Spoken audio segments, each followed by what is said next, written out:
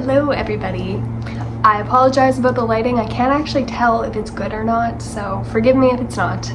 Anyways, my name is Nikki, so if you're new here, welcome here. Today we're going to be talking about what I wish people knew about chronic illness. I've been reflecting a lot recently just on the things that I wish people understood about living with a chronic illness. And sometimes there are things that I wish that I could say, but I'm afraid to say them because I'm afraid of hurting people's feelings, because people have good intentions and I don't want to hurt their feelings. I'm a bit of a people pleaser, and so I often do my best to just be polite. But in this video, this is a couple of things that I have come across that are either unhelpful towards us who have chronic illness, or things that we wish people understood about living with a chronic illness. And maybe you relate to some of them, and maybe there's a couple of them that you don't relate to, but I have 10 things that we're going to go over about what life is like when you're chronically ill. There, my father-in-law is mowing our yard, and so if you hear like this like buzzing, I'm really sorry, but it's the best that I got right now. Number 1, we feel like we are expected to function like a normal person, but in a chronically ill body. So when I saw my neurologist for the first time last year, he asked me how many usable hours I have in a day. So basically what that means is how many hours in a day am I able to get up and do something a functioning human being could do. So something like going out, getting up and doing a chore, hanging out with family and friends, like those kinds of things. And I was shocked to realize that really, on a really good day, I have 4 hours completely spread out, so not consecutive hours. And that's on a really good day. On any other given day, I usually have about 2 to 3, and that's spread out throughout the entire day. As someone who is chronically ill, I still often feel that pressure to live as if my body was normal and functioning. We, as chronically ill people, have a lot less energy than a normal functioning human. And however you choose to categorize that, whether you use the spoon theory or the battery theory, basically that's just how we try to categorize how much energy we have in a day. We often feel like we have to cram a whole 24-hour period into whatever our usable time frame is. So for myself, I still work part-time, I still have appointments weekly that I have to attend, and then I'm still trying to be somewhat social. I'm not really able to be all that social, especially if I have appointments and try to get my work hours in a week. So often that is what my usual energy goes to, is working part-time and going to doctor's appointments. Every now and then I also use my energy to go and spend time with family, and if I'm lucky, to go see friends, and if I'm even luckier, to go to church. But oftentimes those other things are having to be sacrificed, because for me, I have to be able to keep up with my work hours as best as I can, and my appointments are non-negotiable. Number 2. This one's going to be controversial, and it was something that I've always thought about but never really knew how to explain to people, is we don't actually like answering the how are you or how are you feeling question. And I also want to preface that just because we don't really like answering this question, it doesn't mean that we're not going to. I would also prefer that people ask me than not ask me, which I'll get into that in another point. So why don't we like answering this question? It is because it is not actually a simple answer for somebody who is chronically ill. We're not sure if you mean right now, if you mean how am I doing in this day, how have I been this week, because the answer can change in 5-minute increments. I could be good 1 minute and not good the next minute, and that's what makes it hard to explain. It's also hard because we feel like we have to have an explanation for how we're feeling. So if we say, oh, not so good, oh, why are you feeling that way? We don't want to have to explain, but we will explain. Some people may tell you, you know what, I don't actually want to get into it, and that's totally fine too. But I often feel like I need to explain, and I don't like to explain. And so that's often why I don't like to answer that question, but I will answer that question. Some of us also feel like we're letting you down if we say that we're not doing well, because we feel like you're expecting us to tell you that we're doing better when we're not. Going into number 3, this ties into number 2, and that is we also don't love when you tell us that we look well. So the reason why we don't like when you tell us this is because we feel like you're dismissing how we're actually feeling. So by telling us that we look well, we feel like you don't believe us, that now I can't actually tell you how I'm actually feeling, which could be pretty crummy even though I look like I'm doing well. Because a little bit of makeup and some nice clothes can go a long way.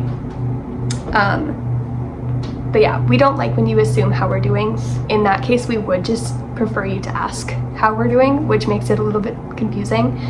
For myself, I just want you to ask. Even though I don't always want to answer, I will answer. I know that's confusing, but that is just how we feel.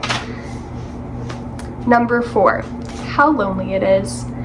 We spend most of our time saving our energy for something or recovering our energy from doing something. So that means that a lot of our time is spent in bed or on the couch. And so it can be really difficult for us to allot our energy towards doing fun things, because if we have a very heavy week, let's say we have multiple appointments in the week, or we have a family outing, or it's just been a busy week, it's hard for us then to commit to something else when we've already been so busy, because we really do need time to recover afterwards, and we also need time before the event to save up energy. So for myself, how I navigate a social calendar with a chronic illness is by writing everything down on a calendar. If I have a heavy appointment week, like let's say I have like 1 to 2 appointments. I have 1 to 2 appointments most weeks, but sometimes I have a little bit more energy than I normally would. So if I have a lot of appointments in a week, I will not plan a social event, because I know that I need to recover from the appointments that I have, and I also need to save up my best energy for those appointments. If I have an empty week, those are usually the weeks that I choose to put something social in there, or choose to use my energy to go to church or visit family, because I have had lots of time to save up energy for that event, and I also have a lot of time in my week to recover that energy for something else. But if we're in a flare-up, that means that all of our energy is going towards just surviving. So it's not that we don't want to attend church or attend a social event, a family gathering, a friend group thing. It's not that we don't want to, and we would actually still really love if you would invite us. It's just that we might have something else that we're saving our energy for, and that doesn't make you any less important. It just means that we have to be careful with our energy that week. Number 5. We often feel like a burden to family and friends, but we also appreciate their help more than they will ever realize, even if we decline their help. So I am someone who struggles to ask for help. And if people tell me, oh, just let me know what you need, I'm not going to tell you, because I feel like a burden, and I don't want to feel like a burden. So I will usually just put myself out instead of having to ask for help. There are certain people that I feel safe to ask for help, but there are also people where I would appreciate their help, but I want them to initiate that help. Like, tell me what you want and are willing to help me with. Are you wanting to bring a meal? Are you wanting to come over and help me clean something? Are you just wanting to spend time with me? What do you want to help me with? Because if I don't know, I feel like I'm asking too much if I ask you to do something that you might not be up to doing. And also, people have really busy lives, and especially people in my life who also have chronic illness, who are also asking me to tell them if I need help. I feel like I can't ask for their help, because I feel like I have to protect their energy too, because I understand how limited it is as someone with chronic illness. So it's not that I don't want your help, I just don't know how to ask. So, and that's on me. Number 6, I feel embarrassed to use a mobility aid in public, even though I know that I need it. It is better to use the mobility aid and be a little bit embarrassed than to not use it and regret it for the next couple of days. For example, a couple weeks ago, I had 3 appointments in the city back to back to back. My husband was able to come to one, which takes a huge load off of me because he's the one who's driving, and he is strong and can take my wheelchair out of my vehicle. and now my poor mother is going to lecture me after this video. But when I go with my mom, I like to be the one driving, and so that's totally fine. But I chose not to use my wheelchair because it is hard to lift in and out of the vehicle. My mom is not a young lady anymore, and she has her own health issues, and so I chose to just use my cane instead of lugging my wheelchair in and out of the vehicle. Also, those days were better days for me, and so I knew that I could do that.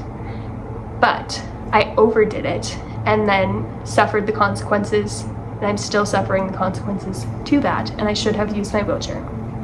But I will often choose where it's absolutely necessary to use my wheelchair and where it's okay for me to just use my cane. I also felt a little bit like a hypocrite. I had a brother get married and a brother-in-law get married this year, and in family pictures, I did not want my devices in those pictures because I didn't want to look back on those big family moments and see what ails me every single day. I didn't want to see my feeding tube, I didn't want to see my cane, and so I did choose to not have either of those things in the picture. I chose to unhook for pictures, and I also chose to throw my cane to the side for pictures. That was on me. It's not that I didn't need it, it's just that I didn't want it in that picture. And if you use it in a picture, that's totally great. You don't have to feel embarrassed to use it or for it to be in pictures. And for the most part, I'm not embarrassed for it to be in pictures. I just didn't want it to hang on the family wall like that. And that was my personal choice, and that's okay too. Number 7. We often feel a little bit lost. When you have a chronic illness, you often have to sacrifice things like your hobbies, sports, other passions like cooking, cleaning. You often have to sacrifice jobs that you loved, schooling, and other abilities that you're just no longer able to do because of your chronic illness. And I think just as humans, we tend to place our identity in the things that we can do, and it's so when we get sick, we can often just go through this season of feeling a bit lost. Like, we don't really know who we are, and we don't really know what our purpose is, and it can be hard to find that again because we don't feel well enough to try new things often, and we just have to learn to find ourselves in other places. And I mean, I am a Christian, and so I know that my identity ultimately is in Christ, but I still do fall into those other things. Like, I was a dancer, I was a singer, I was someone who played instruments, I was someone who was very active, I was someone who was very creative, I was someone who was very social, and I did find my identity in those things, and it can be hard to not find my identity in those things, and that's okay too. It's okay to feel a little bit lost. Number 8, we gaslight ourselves on good days and even on bad days. So we are often our worst critic, and I know for myself, if I am having a really good day, that I question my diagnoses altogether. I question whether I have them or not because I'm having a really good day. And sometimes I will push myself until I'm not having such a good day just to remind myself that I still have what I'm diagnosed with, which is stupid. But it is something that we do because oftentimes in doctor's appointments, we are gaslit by all kinds of providers, and we can also be gaslit by friends and family, by strangers, by people on the internet. People just like to share their opinions, and even though other people's opinions don't necessarily matter, they do hurt and they do leave their mark. And so we have a tendency to question our own sanity because other people have questioned it a lot. And this just stems from wanting to be believed so badly that when we're having a good day, we even question our own symptoms and our own sanity. Number 9, our illnesses have made us become very compassionate and empathetic people. I know that I can't speak for absolutely everybody because I mean, I've totally run into people who are just grumpy sick people, and that's okay. But I guess speaking for myself and a lot of people that I've run into on this channel, on the internet, in real life who have chronic illness, we tend to be very kind, compassionate, empathetic people because we understand what it's like to be misunderstood and to live with a condition that really limits us.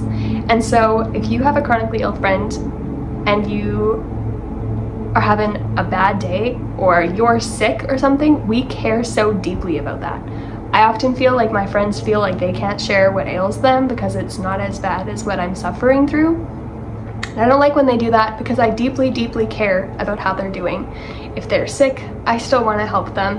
If they are struggling with something, I still want to help them. Even my own husband, if he's having a sick day, I will bring him meds, I will make him soup, I will do all of the things to try to help him feel better.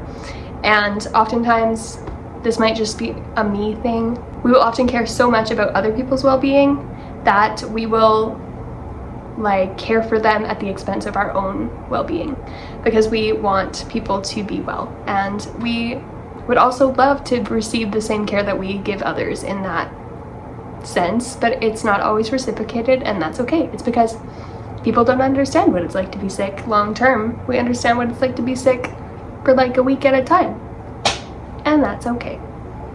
And number 10, we just want to be normal.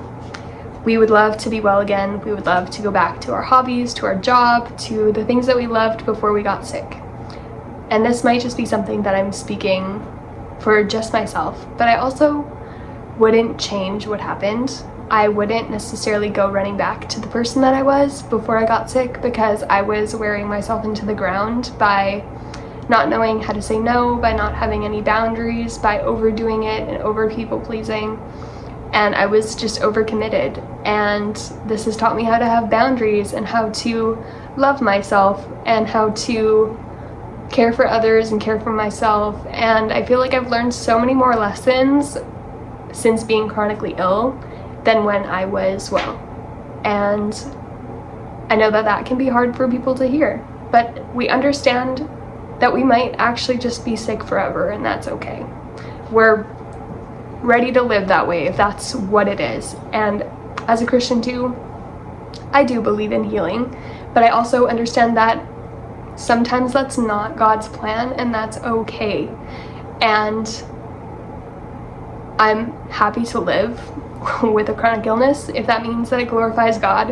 And I know not everybody agrees with me, and that's okay. But yeah, living with a chronic illness is our reality, and we're gonna do our absolute best to live life to the fullest in spite of our chronic illness. So I hope that you were able to identify with some of the things that I shared. And if you have other things that you would like to share that you wish people knew about living with a chronic illness, you can leave them down in the comments. Share with the people in the comments who like to go down and read down there. I know I like to go down and read down there. And I hope that this also encouraged you if you're living with a chronic illness and that you feel seen. I'm going to end this video here, so don't forget to give this video a like. And if you are not yet subscribed and you would like to join my journey, I would love to have you, and you can do that by subscribing.